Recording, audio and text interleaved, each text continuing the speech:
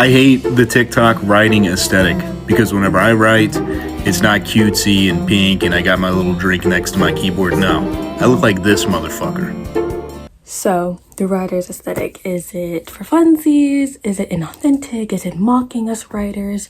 Is it a struggle that is being romanticized? Or is it just for whimsy and fun? Let's talk about it. So, when you scroll on social media and you are, let's say, in a niche, like you have your niche, you have your hobby, 99% of the time you will get something on your feed that says something like the writer's aesthetic or the artist aesthetic or the dancer aesthetic, whatever it may be, right?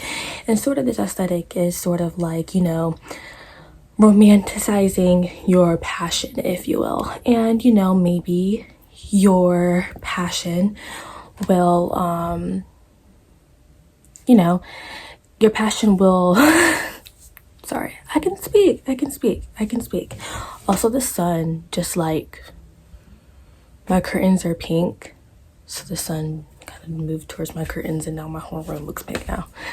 Anyway, nevertheless, so when you search up your niche aesthetic, it will most likely 99% of the time be romanticized, right?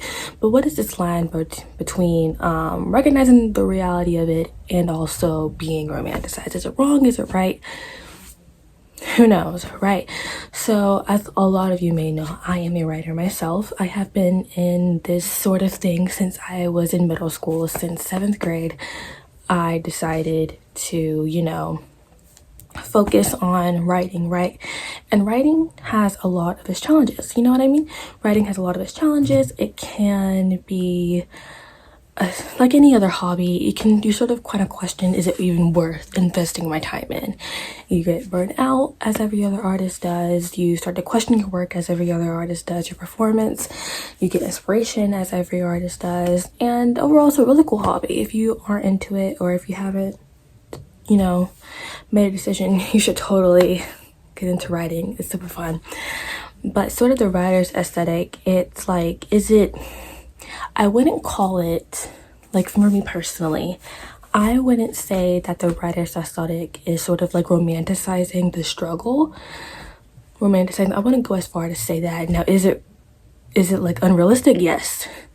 The writer's aesthetic is very, very, very unrealistic, and let me tell you why.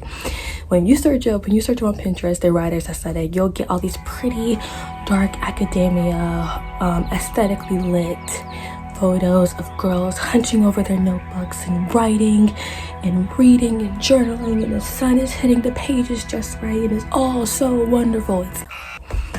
It's not. The reality of the writer's life, you're usually just like staring at your document or staring at your piece of paper, wondering what to write, right? And it's frustrating. It can be frustrating, to say the least. So I wouldn't go as far to say that the writing aesthetic is sort of mocking the writer's struggle, if you will. I would say it's more romanticizing the struggle. Where like, I wouldn't say it's like mocking the struggle. I would say it's romanticizing within the struggle. You feel me? Like, I wouldn't, it's like school, right? Romanticizing school, going to school aesthetic. We're not so mocking the struggle of going to school. We're more so romanticizing within our struggle of going to school, okay? And now I will say that this aesthetic, the writer's aesthetic, can sort of be misleading to people on social media because not everything you see on social media is real, right? So people will kind of dig themselves in this rabbit hole where they're like, my writing experience isn't like the writer's aesthetic, or my writing experience is not like how these girls on Pinterest, am I doing something wrong? No, it's just fake, and sometimes you'll like be in life, you'll be writing, and sometimes you'll get that moment where it's like, oh my gosh, this is like the peak, like this is Pinterest worthy, this is Instagram worthy, let me take a photo. You'll get those moments because I get them quite often and I try to capture those moments, you know what I mean? But 98% of the time, your writing experience will not look like the writing aesthetic on TikTok, on Instagram, on Pinterest, on whatever, right? And it's important to know that because that's not real. you know? And it's like that with every hobby. It's like that with painting, is right? It's like that with drawing. It's like that with dancing, with playing an instrument. It's like that with performing. It's like that with acting.